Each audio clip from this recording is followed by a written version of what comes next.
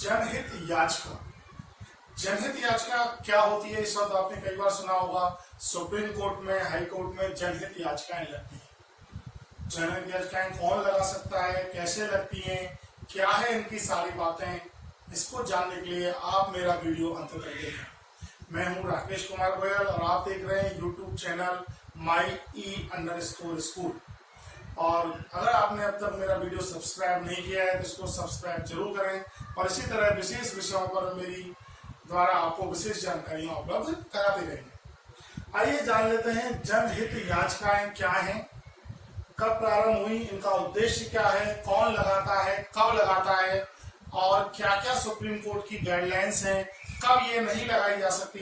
इन सभी बिंदुओं पर आपके साथ मैं इस छोटे से वीडियो में ये सारी बातें साझा करूंगा। सबसे पहले बात करते हैं जनहित याचिकाएं क्या हैं।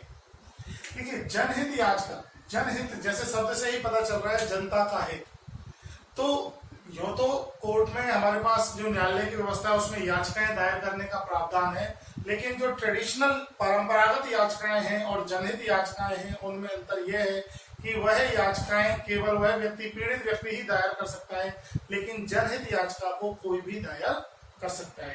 तो पीड़ित शोषित ऐसे व्यक्ति जो न्यायालय के पास जाने में असमर्थ हैं, सामाजिक और आर्थिक रूप से पिछड़े हुए हैं, उनके अधिकारों की रक्षा के लिए जारी लगाई जाती है जनहित याचिकाएं। जनहित याचिकाओं का प्रारंभ कब हुआ? जनहित याचिकाओं का प्रारंभ 1960 के दशक में अमेरिका से माना जाता है। अमेरिका के प्रतिनिधित्व विहीन जो वर्ग था, जिसका सामाजिक आर्थिक रूप से प्रतिनिधित्व कानूनी और वैधानिक रूप से नहीं था, विधानसभा और न्यायालय कार्यपालिका में जिनका प्रतिनिधित्व नहीं है, ऐसे लोगों के अधिकारों की रक्षा के लिए जनहित याचिकाएं 1960 में अमेरिका में प्रारंभ हुई। भारत में जनहित जो याचिका है यह न्यायिक सक्रियता का परिणाम है। न्यायिक सक्रियता आपने पढ़ा होगा। न्यायिक सक्रियता क्या होती है? जब कार्यपालिका और विधायिका अपने अधिकारों के प्रयोग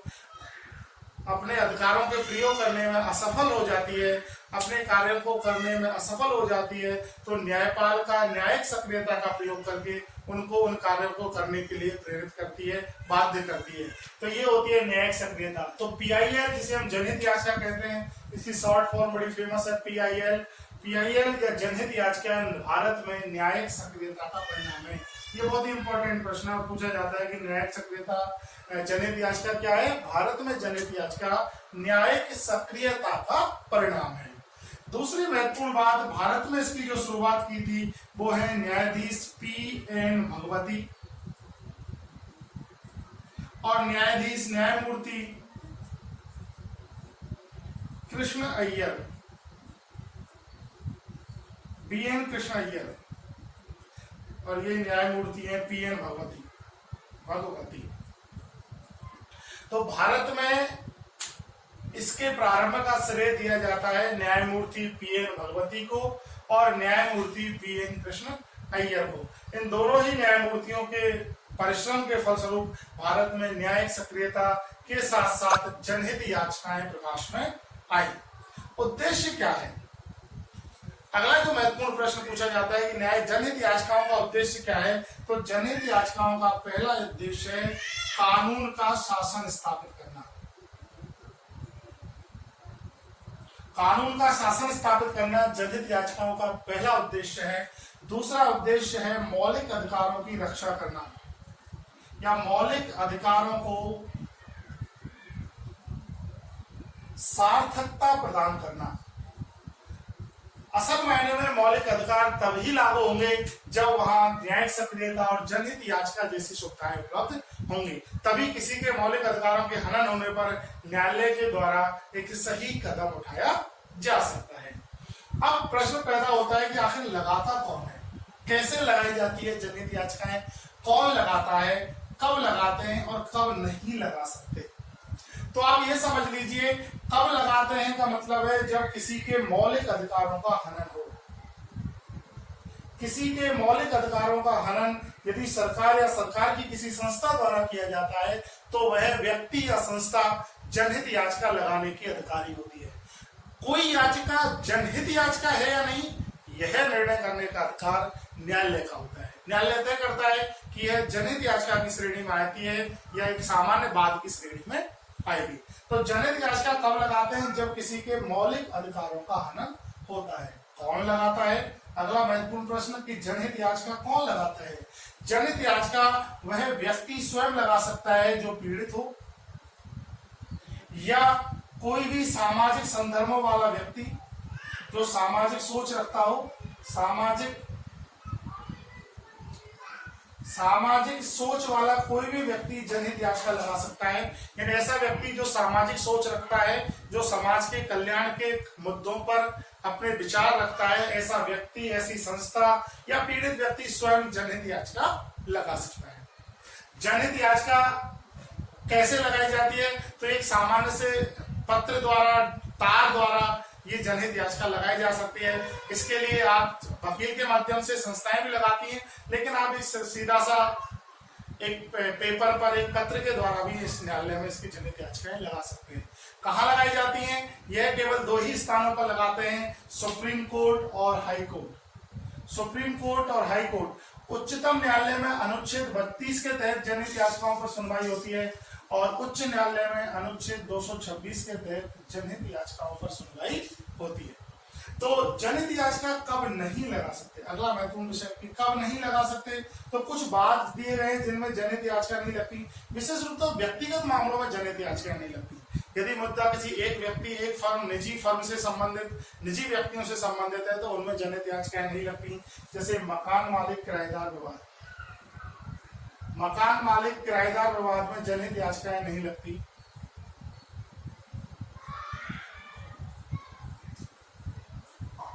इसके अलावा जनहित याचिकाएं नहीं लगती जब पेंशन या ग्रेच्युटी का मामला हो, सेवा शर्तों का मामला हो। पेंशन, ग्रेच्युटी, सेवा शर्त आदि अनेक ऐसे मामले हैं जिन पर, और किसी भी निकाय की कार्य प्रणाली, कार्य करने का ढंग, यदि उसमें किसी के मौलिक अधिकारों का हनन नहीं हो रहा है तो उन पर भी जनहित याचिकाएं दायर नहीं होती। तो जनहित याचिकाओं में मौलिक अधिकारों के हनन की शर्त है और यह निर्णय करने का अधिकार न्यायालय को है कि यह जनहित याचिका है या नहीं। जनहित याचिकाएं सुप्रीम कोर्ट में अनुच्छेद 32 के तहत और अनुच्छेद 226 के तहत हाई कोर्ट में लगा सकते हैं। कोई व्यक्ति स्वयं लगा सकता है या व्यक्ति की तरफ से उसका कोई प्रतिनिधि, कोई संस्था जनहित याचिकाएं दायर कर सकती है। अब बात करते हैं जनहित याचिकाओं की सीमाएं क्या है। देखिए, पिछले बहुत दिन कई, जब इस जनहित याचिकाएं आई थी तब इनके उद्देश्य बहुत अच्छे थे, लेकिन पिछले कई सालों से ये आलोचना का शिकार हो रही है। कई लोग तो PIL, जो पब्लिक इंटरेस्ट लिटिगेशन है, उसका नाम बदलकर पॉलिटिकल इंटरेस्ट लिटिगेशन भी बोलते हैं या पैसा इंटरेस्ट लिटिगेशन भी बोलते हैं। यानी कुछ समूह, संस्थाएं पैसे के लिए, राजनीतिक हितों के लिए भी जनहित याचिकाएं दायर करती हैं। ताजा उदाहरण हाल ही के चुनावों का है, जब माननीय नरेंद्र मोदी के चुनाव से संबंधित जो विवाद हुआ था उस पर जनहित याचिका दायर हुई। तो दूसरी तरफ कांग्रेस की न्याय योजना को लेकर भी राजस्थान में जनहित याचिका दायर हुई। हालांकि दोनों ही याचिकाओं को सुप्रीम कोर्ट, हाई कोर्ट के द्वारा खारिज कर दिया गया था, लेकिन फिर भी एक अनावश्यक विवाद इसके माध्यम से खड़ा करने की कोशिश की गई।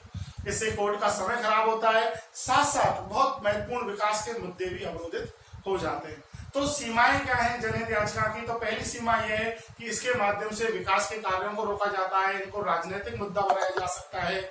साथ साथ कई बार इनके कुछ समूह सक्रिय हो जाते हैं जो विशेष योजनाओं को प्रभावित करने के लिए इसको लगाते हैं। इसके लिए फिर सुप्रीम कोर्ट ने नए दिशा निर्देश जारी करते हैं। माननीय सुप्रीम कोर्ट ने जनहित याचिका जैसे पवित्र हथियार को और सुदृढ़ करने के लिए गलत हाथों में न जा पाए, इसके लिए उच्च न्यायालयों और न्यायाधीशों को जो जनहित याचिका के विषय पर सुनवाई करते हैं, जनहित याचिका पर सुनवाई करने से पूर्व कुछ महत्वपूर्ण सिद्धांतों के पालन करने का निर्देश जारी किए हैं।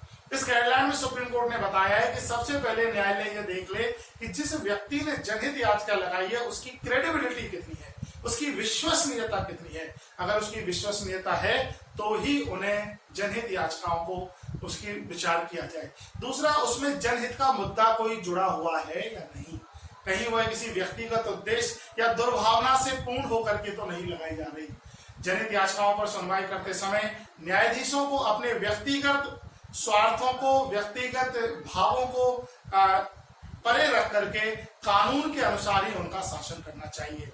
न्यायालय को अपनी सीमाओं का अतिक्रमण नहीं करना चाहिए। ऐसे बहुत सारे सुझाव सुप्रीम कोर्ट ने जनहित याचिका के बारे में दिए। तो जनहित याचिका के बारे में मैंने आपको विभिन्न एंगल और विभिन्न तरीकों से समझाया। आपको ये मेरा वीडियो कैसा लगा? संविधान के और किस मुद्दे को आप मेरे साथ बांटना चाहते हैं या आप चाहते हैं कि उस पर मैं वीडियो बनाऊं, तो उसको कमेंट बॉक्स में जरूर लिखें। मैं अगला वीडियो आपके कमेंट्स के आधार पर जरूर बनाऊंगा। बहुत बहुत धन्यवाद। आप सभी को मातृत्व दिवस की बहुत बहुत शुभकामनाएं।